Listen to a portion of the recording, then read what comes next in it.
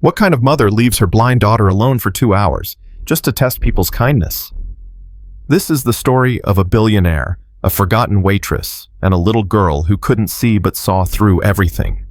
Stay with us, because by the end, you'll understand how a single act of compassion can shatter power, expose buried secrets, and rebuild an entire family.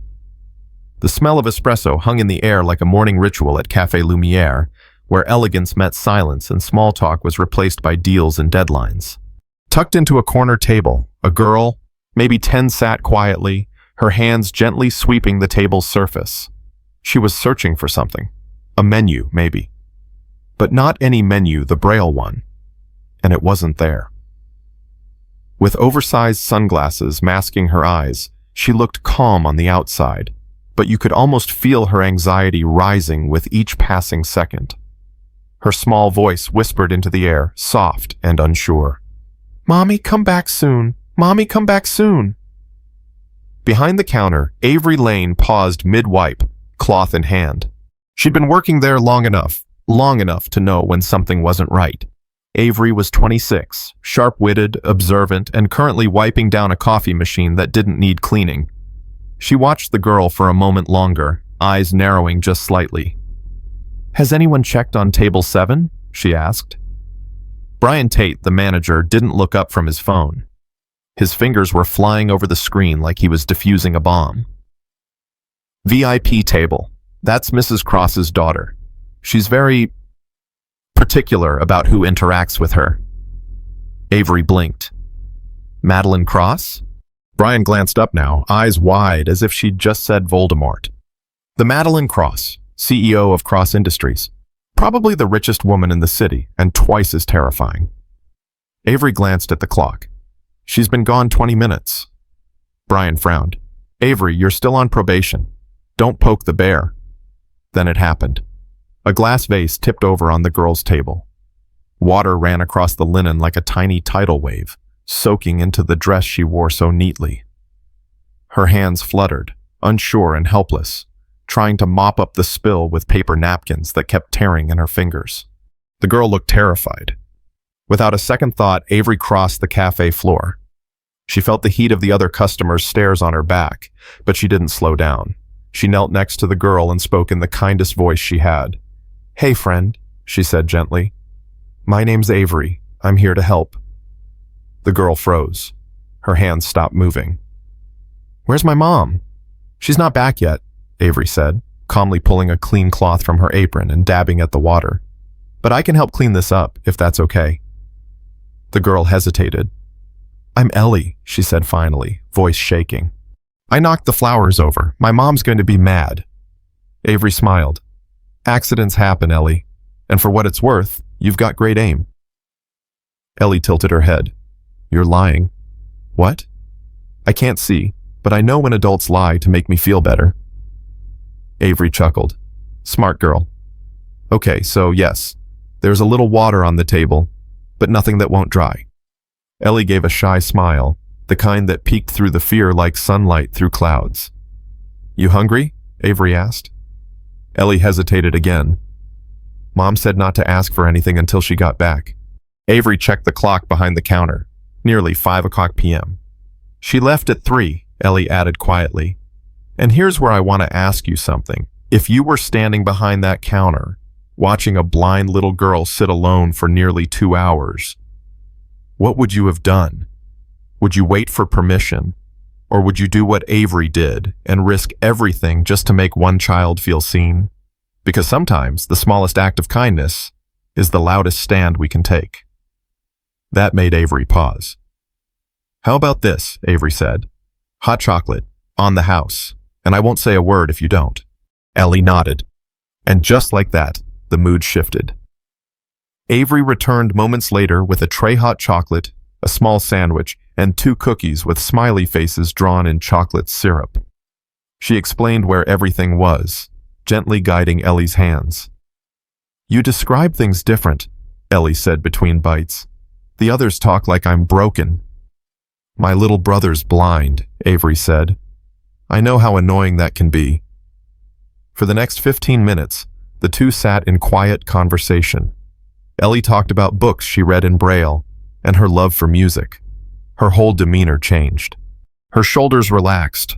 Her words flowed. Neither of them noticed the sleek black Mercedes pull up outside. Madeline Cross sat inside, watching through the tinted glass. Her sharp, calculating eyes caught every detail. Avery kneeling, guiding, laughing. Her daughter smiling. "Ma'am?" her driver asked. "Shall I go in with you?" Madeline didn't look away. "No. Wait here." She stepped out of the car and entered Café Lumière with the poise of someone who owned half the block. Brian spotted her instantly and bolted across the floor. "Mrs. Cross, so sorry for the wait." She brushed past him like wind around a lamppost and walked straight to Ellie's table. "Avery Lane?" Avery looked up. Her stomach dropped. "Yes, ma'am." "I see you fed my daughter." Ellie beamed. "Mommy, Avery's the best. She taught me about stars you can feel instead of see." Madeline's eyes landed on the plate, the chocolate, the empty cup. Her expression didn't change. "How much do I owe you for the meal?" she asked, reaching into her handbag. "Nothing," Avery said firmly. "It was on the house." The silence that followed was thick.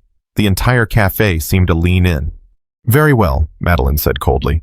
"Come, Ellie." Ellie stood reluctantly. "Can we come back tomorrow?" Avery said she'd teach me the difference between cappuccino and macchiato by smell. As they walked out, Brian marched over, face pale. "In my office. Now." Avery stood there, heart pounding. She knew what was coming. She'd just lost her job. What she didn't know was that in the back seat of the Mercedes, Madeline Cross was already typing a message to her assistant. "Get me everything on Avery Lane by morning." In her world, that meant everything. Rain hammered against the windows of Avery's cramped apartment, a steady rhythm that matched the anxiety pulsing through her body. On the chipped kitchen table sat two things: a crumpled resignation letter from Café Lumière and a final eviction notice stamped in red. Next to them, an unpaid electricity bill, unopened, but already overdue. Her phone buzzed. She almost didn't answer, but the screen lit up with a familiar name, Liam. "Don't give up," her brother said the second she picked up. His voice was calm, steady, reassuring in a way that only he could be. "You always say everything happens for a reason," he added. Avery rubbed her forehead. "Yeah, well, I just got fired for helping a little girl, Liam. What reason could possibly explain that?" Before he could answer, the intercom crackled to life. "Miss Lane, this is Rachel Monroe, legal assistant at Cross Industries. Mrs. Cross requests your presence for a meeting. Tomorrow morning, 9 o'clock a.m. The line clicked dead. No other details. Just a time and place.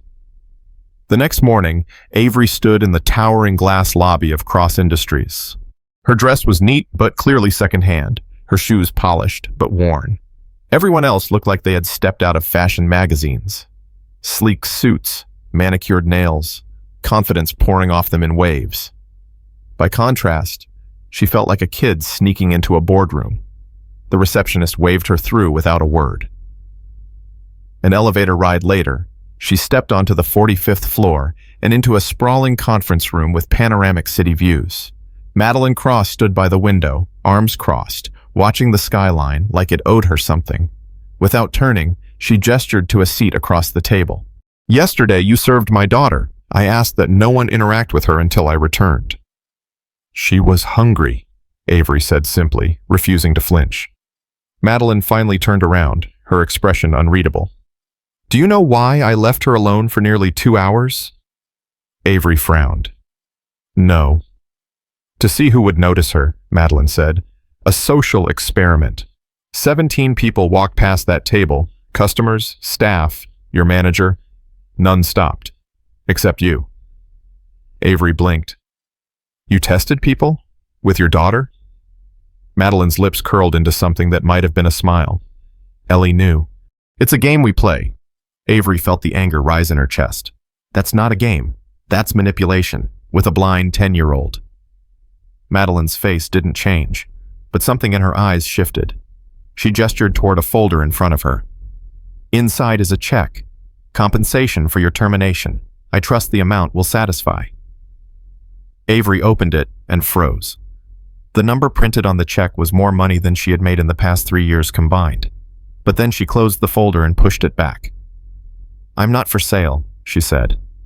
Now Madeline did look surprised. Genuinely. "Everyone has a price." "Not me," Avery replied. "And using your daughter to test humanity is disgusting." The room fell quiet. Rachel, seated to the side, looked like she might pass out. Finally, Madeline leaned forward, her voice quieter now. "Ellie asked about you," she said. "She doesn't do that. Not with anyone." There it was, beneath the cold exterior, a flicker of something else. Not just power, not control, curiosity, even concern. "I have a different proposal," Madeline said, sliding another folder across the table. Avery hesitated before opening it. Her eyes scanned the first few lines, then darted back to Madeline in disbelief. "You want me to what?" "Be Ellie's companion, full-time, travel, education support, emotional development. The salary is—" "I saw the number," Avery cut in. "It was 10 times what she earned at the cafe." "Why me?"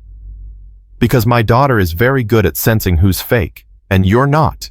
Madeline gestured again. Rachel handed over a third folder. Avery opened it and froze.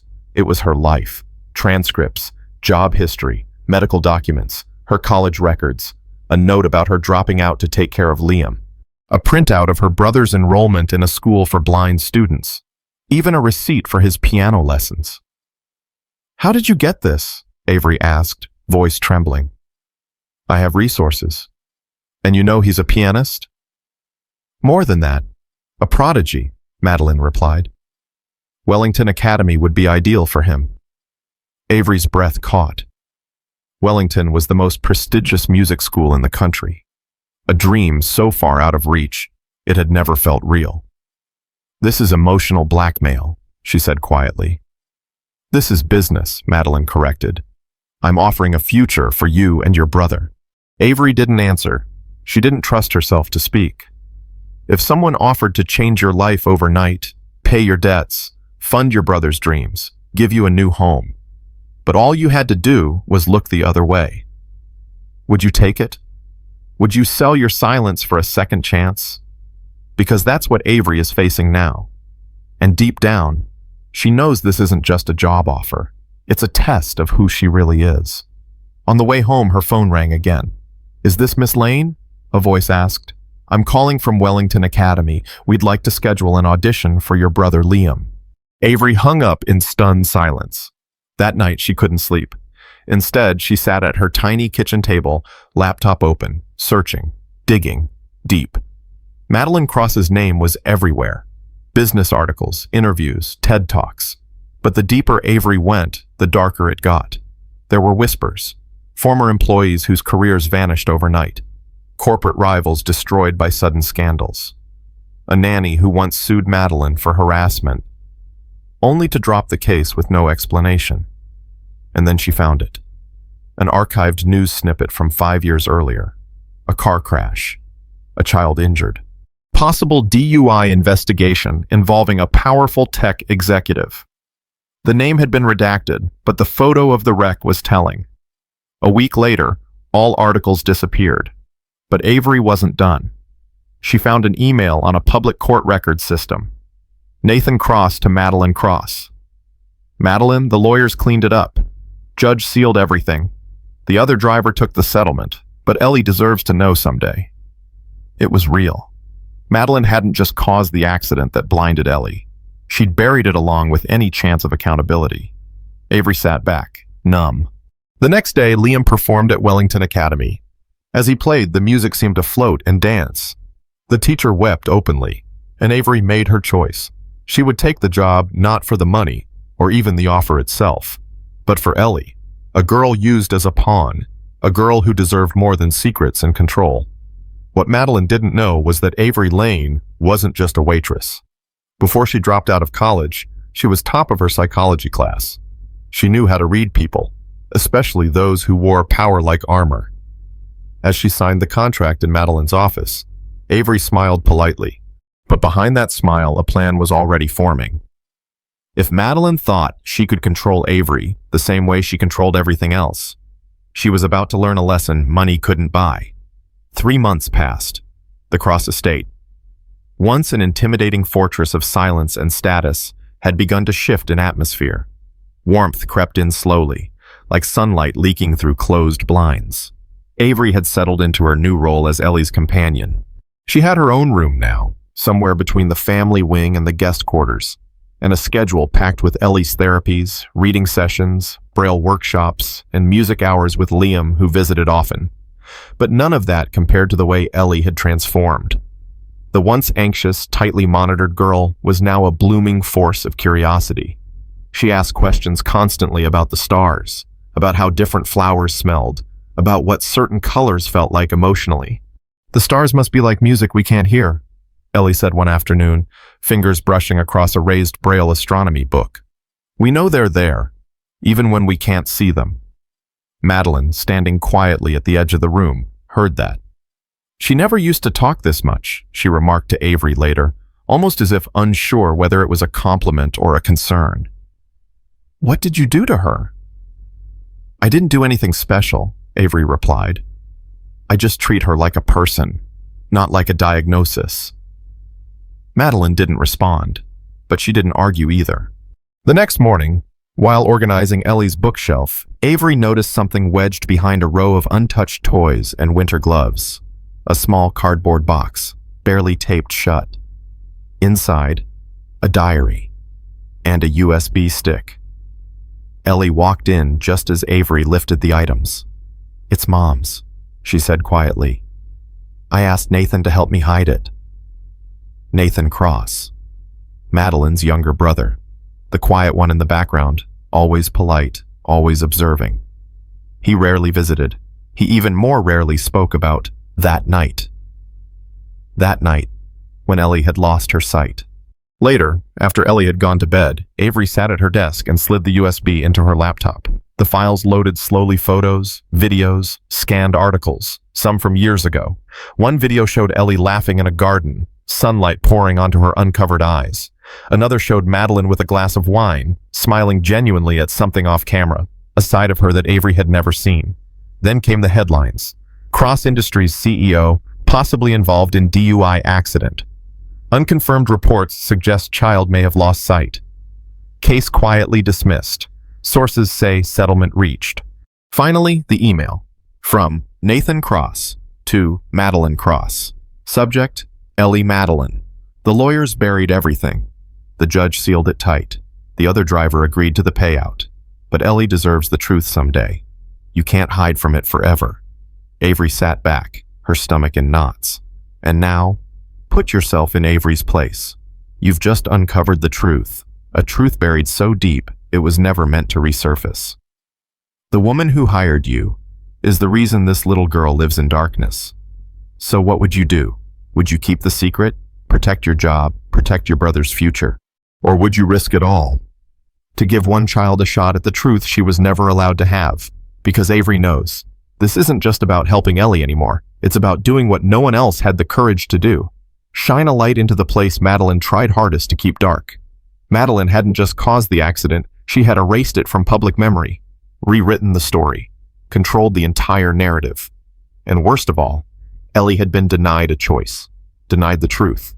The next day, over breakfast, Madeline casually announced, "Ellie and I are meeting with the Foundation for Visually Impaired Children today. Just a luncheon." Something in her tone didn't sit right. Avery checked the Foundation's calendar. No such event was listed. Trusting her gut, she placed a small tracker inside Ellie's backpack. A safety measure, just in case. 3 hours later, the tracker pinged. Not at a downtown hotel, not at any public venue, but at a private clinic isolated 100 kilometers outside the city. Avery called the only person who might help. "Nathan," she said urgently, "where would Madeline take Ellie if she didn't want anyone to find out?" He didn't hesitate. "I know the place. I've been there. Meet me in 20. They drove in silence, tension thick in the air. Then Nathan finally spoke. "Madeline has canceled Ellie's treatments for years," he said. "There were experimental options that could have restored partial vision, but she never let them happen." "Why?" Avery asked, already fearing the answer. Guilt, Nathan said. Control. If Ellie regained her sight, she'd see the truth. Literally. About her mom. About everything. They arrived at the clinic. Through a small window, they could see Ellie in a sterile exam room, her expression confused. Madeline stood nearby, arguing with a doctor, documents in hand, her tone sharp, insistent. She does this twice a year, Nathan explained, just to confirm Ellie's blindness, to reinforce the idea that there's no hope. Ellie tilted her head suddenly, as if sensing them. Avery didn't wait. She walked in without knocking. Madeline turned, startled. "What are you doing here?" "It's over," Nathan said, pulling a thick folder from his coat. "I have the emails, the sealed records, the medical reports. The proof you've been lying." "You don't understand," Madeline said, voice tight, panicked. "I can't lose her." "You already have," Avery said, stepping aside. Ellie was standing in the hallway now. "I always knew, Mom," Ellie said softly. "I heard you crying at night. What I never understood was why you didn't let me try." Madeline dropped to her knees. "Ellie, I thought I was protecting you. I didn't want you to see how broken I really am." Ellie reached forward, tracing her mother's face gently, mapping the contours. "I wouldn't hate you for the truth. I hate you for the lies." The doctor approached, hesitant. "Miss Ellie, the new treatment has a 60% chance of partial sight. Your mother has refused it for 5 years. Ellie turned to Avery. "What would you do?" Avery knelt down and took her hand. "That doesn't matter. What matters is what you want." Madeline said nothing. She simply watched, no longer in control, no longer giving orders. "I want to try," Ellie said, "and I want Avery with me." And for the first time, the most powerful woman in the room wasn't the CEO. It was a little girl choosing her future. What no one realized in that moment was that this wasn't just about sight. This was about freedom, from fear, from guilt, from secrets. Madeline Cross's carefully constructed world had just cracked wide open. 6 months later, the garden at the Cross estate was alive with color. Autumn leaves painted the grounds in shades of orange and gold. Ellie stood near a tree, her fingers lightly resting against the trunk. She wore special glasses, sleek and dark, but now, on good days, she could make out outlines, sometimes even colors. "I can see it," she said, smiling. "It's brown and orange, at the same time." To most people, that wouldn't mean much. But for a girl who had lived in darkness since she was 5, it meant everything. The experimental treatment hadn't fully restored her sight, but it had given her back glimpses of the world. Blurred edges, shifting shadows, and hope. From the porch, Madeline watched her daughter. She held a cup of tea in both hands, the steam curling around her face. There was something vulnerable in her posture, like a weight that hadn't quite lifted. "You all right?" Nathan asked, settling into the chair beside her. Madeline didn't answer right away. Her eyes were locked on Ellie. "She's getting better," he said gently. "That's good, Madeline." "It is," Madeline replied. Her voice was quieter now. "But watching her improve means confronting everything I didn't do for 5 years." Nathan exhaled, slow and thoughtful. "Yeah, but you're here now. That counts for something." At Cross Industries, change was happening too. The once intimidating CEO had begun leaving the office at 5 o'clock sharp, no exceptions. She attended Ellie's therapy sessions, sometimes just sitting quietly in the corner, learning to listen. The Cross Foundation for Visually Impaired Children, once a glossy PR initiative, had transformed into something real. Under Avery's guidance, they began funding innovative research, offering scholarships, and launching sensory learning programs across the city. Avery now had an official role. Still Ellie's companion, yes, but also the foundation's program director. She was building a team, managing grants, organizing events. Her apartment had changed, too. Larger, brighter, closer to Liam's school. She still drove the same car, still wore the same secondhand boots. But her life looked different. Liam? He was thriving. His performances at Wellington Academy left audiences breathless. Critics were starting to notice the prodigy with perfect pitch and a quiet stage presence that filled the room. He finally had the stage he'd always deserved. One afternoon, as Avery and Madeline sat watching Ellie and Liam play a duet on the piano, Madeline turned to her with a surprising question. "Did you know this would happen?" she asked. Avery raised an eyebrow. "What do you mean?" "That she'd get better. That I could change." Avery didn't answer right away. "I knew Ellie deserved a chance. As for you, I didn't expect anything, but I hoped." Madeline nodded slowly, as if letting those words settle. "You know what scares me the most?" she said. "It's not the accident. It's not even Ellie blaming me.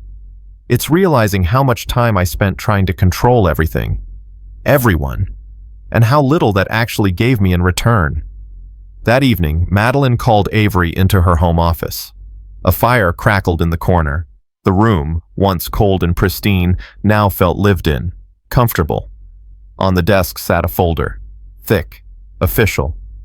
"I want you to run the foundation," Madeline said, not looking up. "Not just manage it, own it, as a partner." Avery blinked. "You what?" 40% ownership, complete autonomy, no board interference, a real budget, one that can help thousands of kids. Avery walked to the desk slowly, eyes scanning the documents. It was real, legal, binding. "Why?" she asked.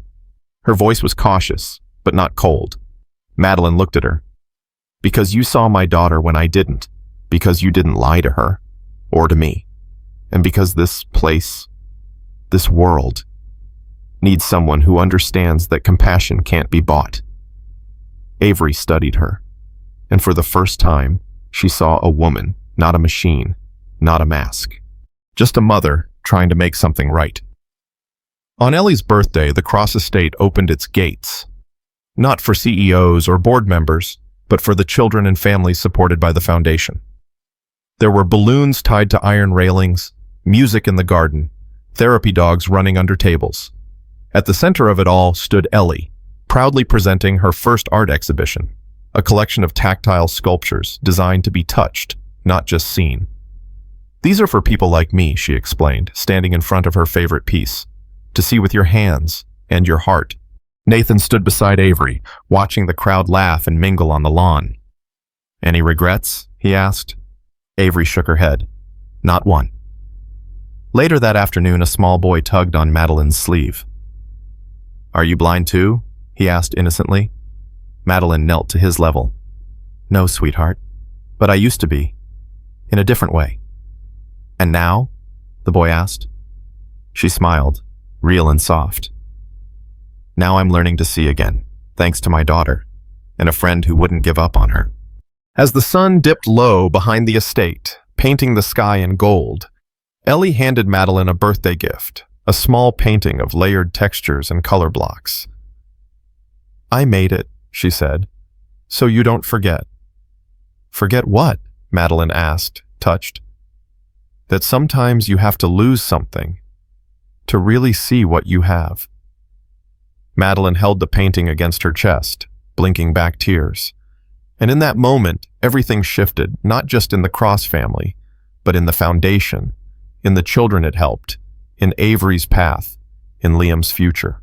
Because compassion, when it takes root in power, can reshape everything it touches.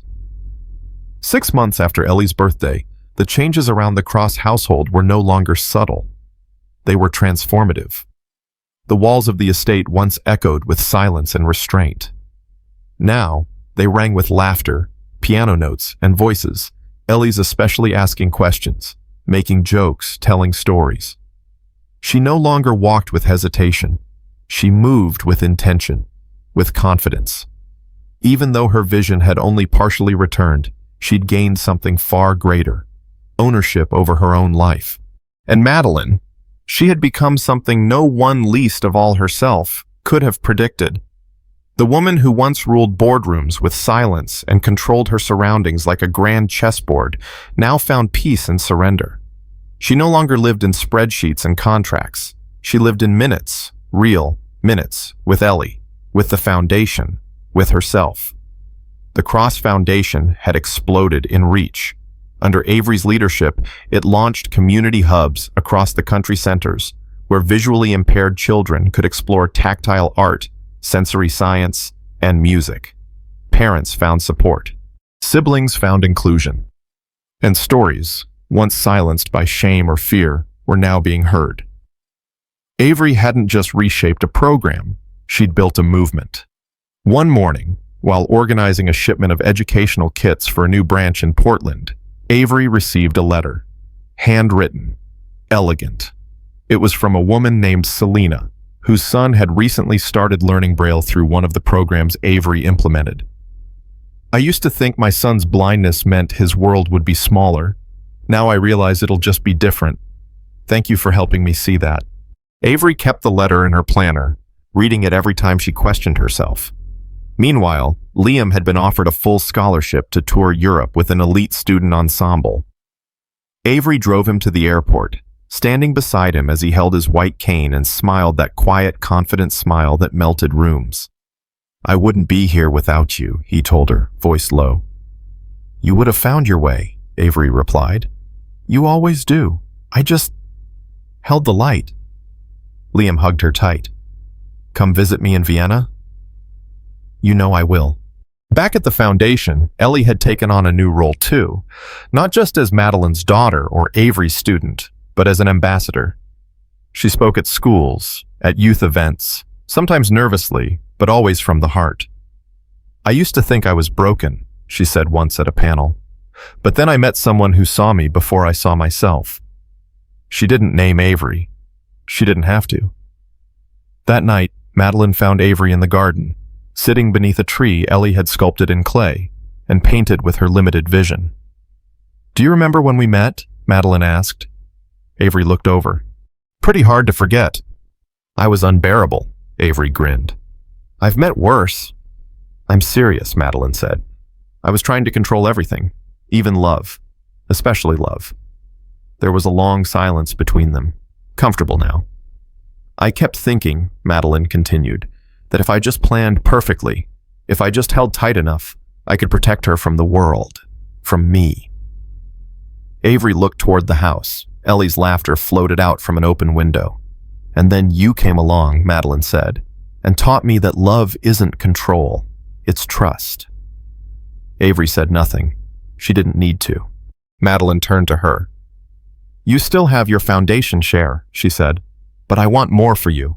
A board seat at Cross Industries, strategic development." Avery raised her eyebrows. "You want me in your company?" "I want your voice," Madeline replied. "I need it. Someone who'll challenge me. Someone who sees what I can't." Avery considered this. She'd never imagined herself behind a corporate desk again. But then again, this wasn't just a job, it was a platform. "I'll think about it," she said. Madeline nodded. "Fair." Weeks later, at the Cross Foundation's annual gala, Ellie stood center stage in a midnight blue dress. Behind her, a gallery of student artwork lined the walls. Abstracts, tactile sculptures, even a few digital soundscapes. "This isn't just about eyesight," she told the crowd. "It's about insight. It's about how we treat people we don't understand, how we include those who experience the world differently." She turned slightly, smiling toward Avery in the front row. "Someone once told me that what you can't see doesn't mean you don't matter. And now, I want every child to know that too." The room erupted in applause. Madeline, standing nearby, wiped her cheek discreetly. Avery's heart swelled. Later that night, as the gala wound down, Ellie pulled Avery aside. "I made something for you," she said, handing over a small box. Inside, a sculpture of two figures, one kneeling, one standing, both with outstretched hands, one guiding, one reaching. "It's called When Someone Sees You," Ellie said, "because that's what you did. You saw me." Avery blinked back tears. "You saw me too, Ellie. You always did." And that's how the story truly ends. Not with power reclaimed or empires toppled, but with connection. With two lives intertwining in a way neither expected. With transformation, not through money or influence, but through empathy. Because sometimes, the people who change us the most are the ones the world overlooks. And sometimes, the miracle isn't just in regaining sight, it's in finally learning how to see.